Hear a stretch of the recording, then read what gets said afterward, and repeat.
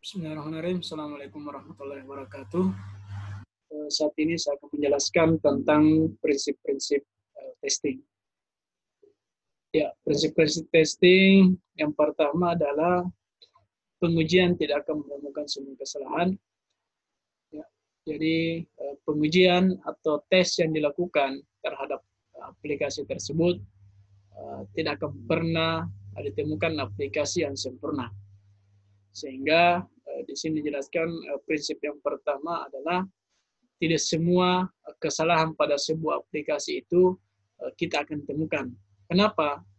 Terkadang nanti pada saat penerapan aplikasi itu baru ditemukan berbagai bentuk masalah. Berbagai bentuk masalah yang kemungkinan di luar dari dugaan kita sebagai pembuat aplikasi.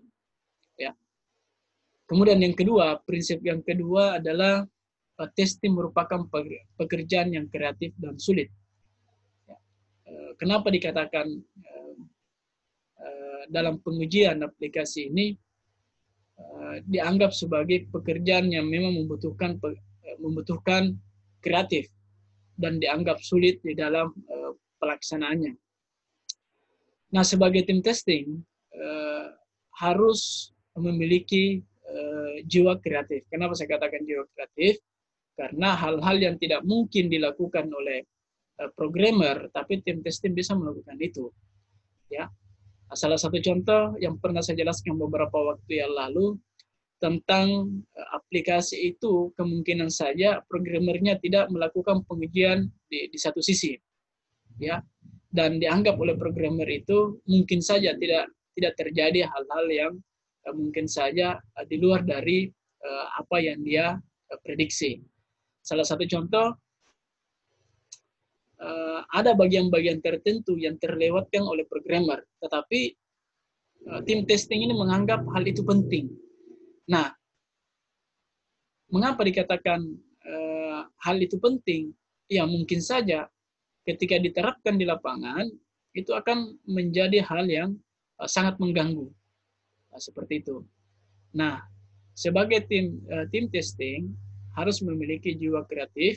Kenapa dikatakan jiwa kreatif? Yang tidak mungkin dilakukan oleh programmer, tim testing bisa melakukan itu.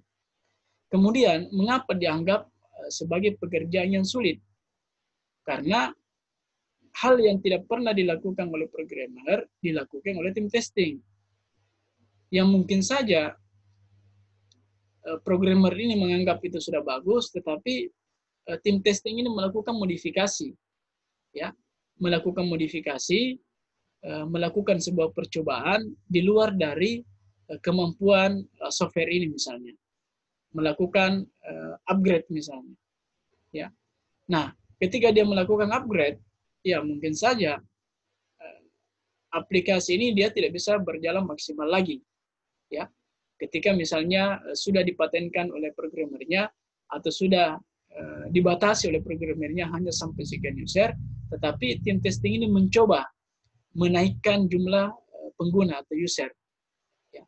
Sehingga hal-hal yang seperti ini yang sudah dibatasi oleh programmer, tetapi tim testing mencobanya di luar dari logika dari programmer itu sendiri. Selanjutnya, prinsip tim testing yang ketiga adalah alasan yang penting diadakan testing adalah untuk mencegah terjadinya error. Ya, bagaimana beberapa waktu yang saya sudah jelaskan bahwa tujuan dari testing itu bagaimana caranya supaya aplikasi ini tidak terjadi kesalahan-kesalahan di kemudian hari, apalagi yang namanya error. Ya, itu. Jadi memang tim testing ini berharap bahwa aplikasi itu ketika diterapkan di lapangan tidak terjadi yang namanya error atau bermasalah. Seperti itu. Selanjutnya, tim testing ini biasanya berbasis pada resiko. Kenapa dikatakan berbasis pada resiko?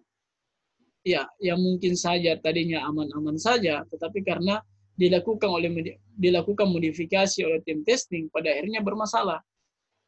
Nah, seperti itu. Salah satu contoh misalnya prosesor. Prosesor ini sebenarnya dia hanya bisa berjalan di kecepatan sekian, tetapi kita menginginkan dia berjalan di atas dari rata-rata yang sudah ditentukan. Nah, kemungkinan besar akan terjadi kerusakan pada prosesor itu sendiri. Kenapa? Karena kita sebagai tim testing melakukan uji coba dari kemampuan dari prosesor ini, sehingga kemungkinan besar akan terjadi kerusakan pada prosesor tersebut. Sama halnya dengan aplikasi ini, ya, yang mungkin saja dia tidak bisa melakukan itu, tetapi tim testing ini mencoba untuk memaksa atau membuat aplikasi ini bekerja secara maksimal di atas rata-rata yang telah ditentukan oleh programmer. Kenapa dilakukan seperti itu? Agar supaya di jangka waktu yang panjang misalnya, berharap aplikasi ini masih bisa digunakan. Seperti itu. Nah, ketika dilakukan modifikasi oleh tim testing, yang mungkin saja yang tadinya normal, tetapi pada saat dites, dilakukan berbagai eksperimen, pada akhirnya dia tidak bisa berjalan kembali sebagaimana mestinya. Sehingga dikatakan di dalam pengujian ini biasanya berbasis pada risiko. Jadi pengujian atau testing itu kemungkinan besar akan terjadi yang namanya kerusakan yang lebih fatal. Ya, karena kenapa? Dilakukan modifikasi terhadap aplikasi itu.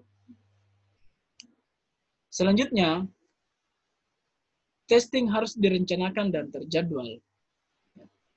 Testing harus direncanakan dan terjadwal. Kenapa perlu direncanakan dan terjadwal? Dalam sebuah pengembangan aplikasi, tahapan pengembangan aplikasi maupun tahapan pengujian itu dilakukan secara terjadwal agar supaya di akhir dari pengembangan aplikasi ini diharapkan bisa berjalan secara maksimal sesuai waktu dan kualitas yang baik. Seperti itu. Jadi makanya pada saat kita mengembangkan sebuah aplikasi, ada jadwal pengembangan aplikasi mulai dari bulan berapa sampai berakhir di bulan berapa. Hal ini biasa kita temukan di dalam membuat proposal, skripsi, tesis, maupun disertasi. Nah, di dalam pengembangan aplikasi ini, di dalam disertasi, tesis, maupun skripsi, itu sebenarnya sudah diatur. Sudah dibuat jadwal kapan harus dikembangkan, kapan harus dites, dan kapan harus dipublikasikan. Pengujiannya bisa saja secara terbatas, dan bisa juga secara luas. Nah, kebanyakan di kita dilakukan secara terbatas. Kapan dilakukan secara luas? Itu pada saat penerapan. Pada saat penerapan, baru kemudian banyak orang yang mengakses terhadap aplikasi tersebut. Dan tidak semua orang menginginkan dia yang menjadi tim penguji misalnya, atau tim testing di dalam pengembangan aplikasi itu. Kecuali dia terbentuk dalam sebuah tim yang memang sudah dibuat jadwal tersendiri bahwa yang termasuk dalam tim testing itu adalah ini dan ini, atau sekian orang yang menjadi tim testing di dalam aplikasi tersebut. Seperti itu. Ya, salah satu contoh misalnya ketika kita membuat skripsi, tesis, dan disertasi, terkadang kita memilih validator. Validator ini ada yang berfungsi sebagai validator ahli, ada yang berfungsi sebagai validator praktisi. Jadi ada praktisi, kemudian ada ahli. Yang dimaksud dengan ahli adalah mereka yang melewati tahapan pendidikan yang memang sudah menggeluti bidang tersebut. Sementara praktisi, dia ahli di bidang itu, tetapi dia tidak melewati tahapan pendidikan terhadap ilmu yang ada saat itu, atau ilmu tentang bagaimana mengembangkan aplikasi. Ya, seperti itu. Kemudian, prinsip testing yang selanjutnya adalah membutuhkan independensi. Membutuhkan independensi yang dimaksud di sini, seorang tim testing, dia harus independen. Ketika dia diberikan kepercayaan untuk menilai atau menguji sebuah sistem, maka dia harus berdiri independen, tidak boleh subjektif. Jadi dia harus berdiri sebagai objektif di dalam melakukan penilaian. Objektif berbeda dengan subjektif. Objektif berarti menilai apa yang sebenarnya yang terjadi. Sementara subjektif, ya mungkin saja dia melihat siapa pemilik aplikasi tersebut. Salah satu contoh misalnya, ketika saya memiliki teman untuk menilai aplikasi yang saya kembangkan, kemudian saya berikan kepada dia, ya mungkin saja dia melihat saya, tetapi dia tidak melihat aplikasi yang saya kembangkan. Nah, ketika dia berpikir bahwa saya butuh terhadap aplikasi itu untuk syarat misalnya selesai di bidang pendidikan S1, 2, maupun S3 misalnya. Nah, untuk membantu yang mungkin saja dia melihat aplikasi ini misalnya tidak maksimal, tetapi karena melihat saya sebagai teman, ya mungkin saja dia akan memberikan nilai yang maksimal. Sementara aplikasi itu tidak berjalan sebagaimana mestinya. Nah, untuk menemukan tim penilai yang independen adalah mereka yang memang terbentuk dalam sebuah tim yang memang sudah disampaikan bahwa dia harus independen. Kalaupun tidak ada tim yang tergabung dalam sebuah tim testing, kemudian menilai kita punya aplikasi, maka harapannya adalah mereka yang kita tidak kenal. Berikan kepada mereka yang kita tidak kenal, ataupun kita kenal, namun kita percaya bahwa dia independen di dalam melakukan penilaian. Seperti itu. Jadi tim testing itu adalah harus memenuhi syarat independen, harus adil. Kalau memang aplikasi itu misalnya memiliki kekurangan, maka tim testing ini harus menyampaikan kepada tim pengembang atau pemilik aplikasi bahwa aplikasi tersebut memiliki kekurangan di bagian sini. Seperti itu. Itulah yang dimaksud dengan independen. Walaupun misalnya dia berteman, atau misalnya dia memiliki hubungan emosional, maka sebaiknya dia harus independen di dalam melakukan penilaian. Karena kenapa? Ya mungkin saja dengan penilaian independen tersebut menyelamatkan reputasi dari pengembang aplikasi tersebut, atau menyelamatkan reputasi dari perusahaan yang telah membuat aplikasi itu. Seperti itu. Kemudian yang selanjutnya adalah prinsip testing yang selanjutnya, tujuan testing untuk menemukan kesalahan. Jadi prinsip testing untuk menemukan kesalahan, bukan untuk menunjukkan bahwa program tersebut salah. Nah, sebelumnya juga saya sudah menjelaskan tentang tim testing ini hanya merekomendasikan, mencari dan merekomendasikan. Nah, di sini berusaha dia menemukan kesalahan itu. Berusaha dia menemukan kesalahan itu dan menunjukkan bahwa aplikasi ini memiliki kelemahan di bagian sini. Ya, menunjukkan kesalahan yang terjadi pada aplikasi tersebut.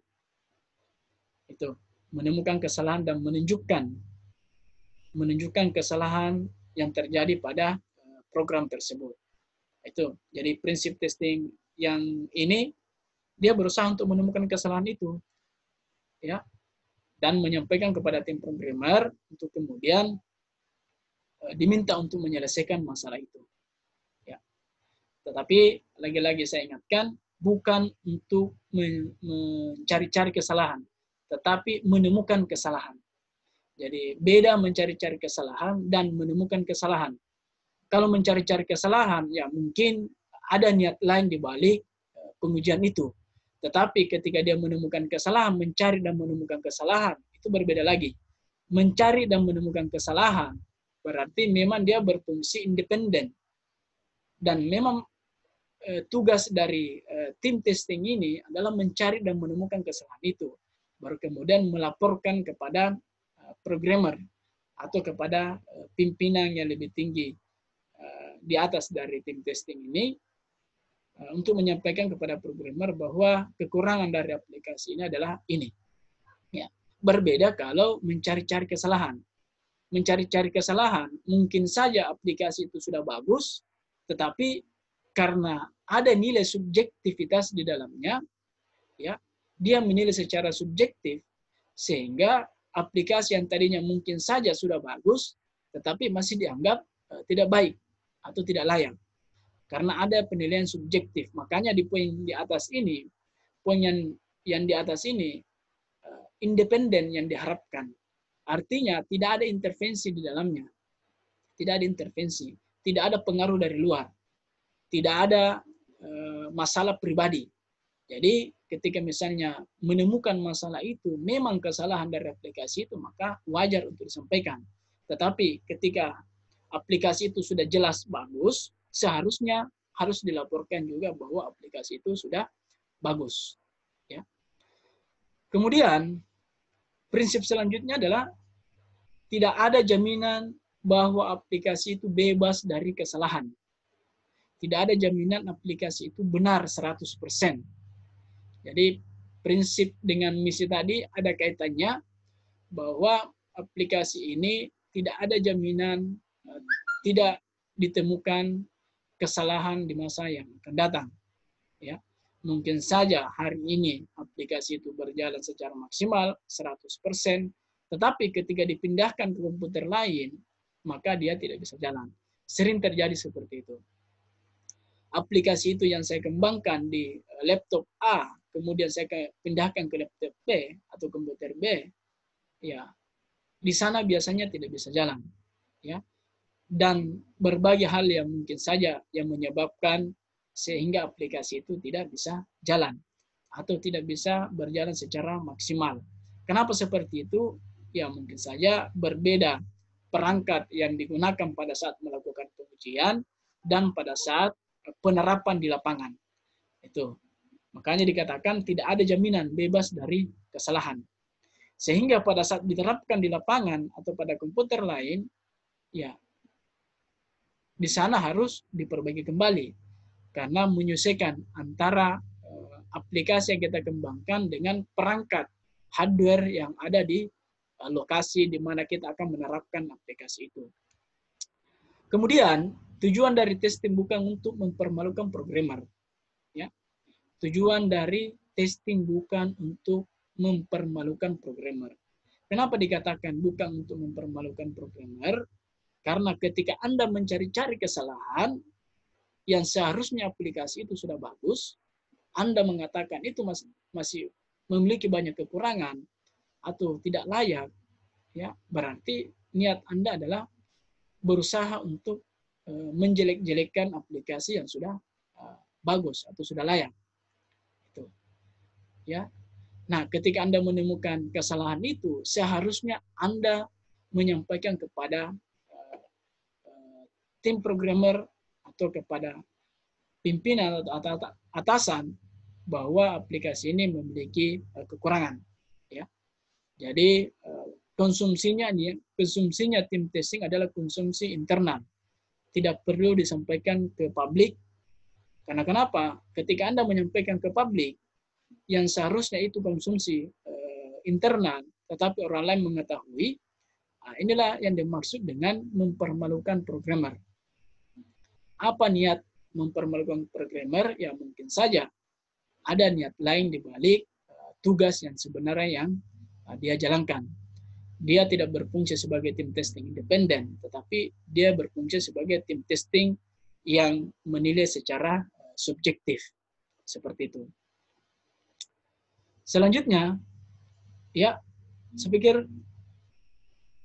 untuk materi prinsip tim testing, ya yang terakhir ini, tujuan dari tim testing bukan untuk mempermalukan programmer, ya. Jadi harapannya ketika Anda melakukan pengujian, berharap bahwa Anda bekerja secara independen atau melakukan penilaian secara objektif. Saya pikir cukup untuk pembahasan prinsip-prinsip testing ini. Sekian, Assalamualaikum warahmatullahi wabarakatuh.